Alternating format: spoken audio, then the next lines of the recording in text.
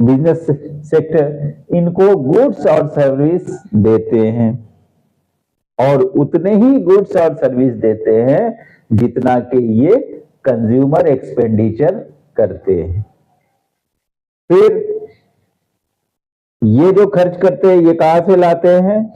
तो उसके बदले ये इन्हें वेजेस, रेंट, डिविडेंड्स देते हैं, जिन्हें वो फैक्टर फॉर प्रोडक्शन के तौर पे खर्च किया जाता है। तो इस तरह से ये सर्कुलर चार्ट जितना ये बनाएंगे उतना ही इधर होगा। अगर ये कहे कि नहीं मैं कुछ और बनाऊंगा तो कुछ और अगर ये बनाना चाहे तो उसके लिए फैक्टर्स की जरूरत पड़ेगी, तो इनकी भी जो है सो इनकम बढ़ेगी, फिर ये उतना ही खर्च करेंगे, तो मिला जुला के दोनों बराबर ही रहते हैं। एक बढ़ता है तो दूसरा भी ऑटोमेटिकली बढ़ जाता है।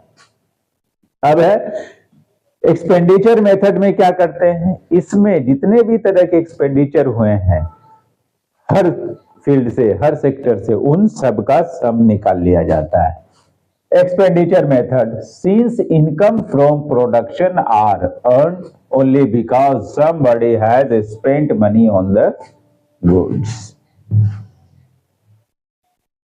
Income from production are earned only because somebody has spent money on the goods. क्योंकि कुछ बॉडी गुड्स पे खर्च कर रहे हैं, इसलिए वहां से इनकम निकाला जाता है।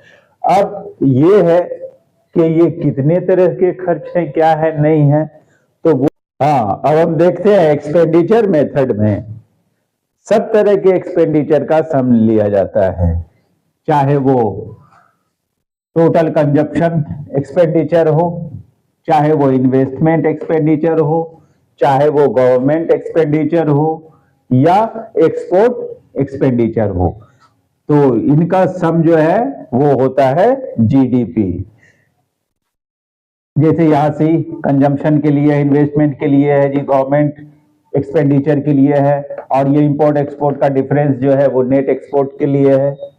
तो इस तरीके से हम 3 मेथड से इनका पता लगाते हैं नेशनल इनकम का। अब ये है, इन्हें पता लगाते वक्त कुछ डिफिकल्टीज भी आती है, डबलिंग का, कहीं पे किसी चीज का कोई डेटा अवेलेबल नहीं है, कभी कोई चीज जो है सो पूरी तरह से हमारे यहाँ हर चीज सिस्टमेटिकली भी नहीं है, तो ऐसे में कुछ चीजें जो है वो छूट जाती हैं।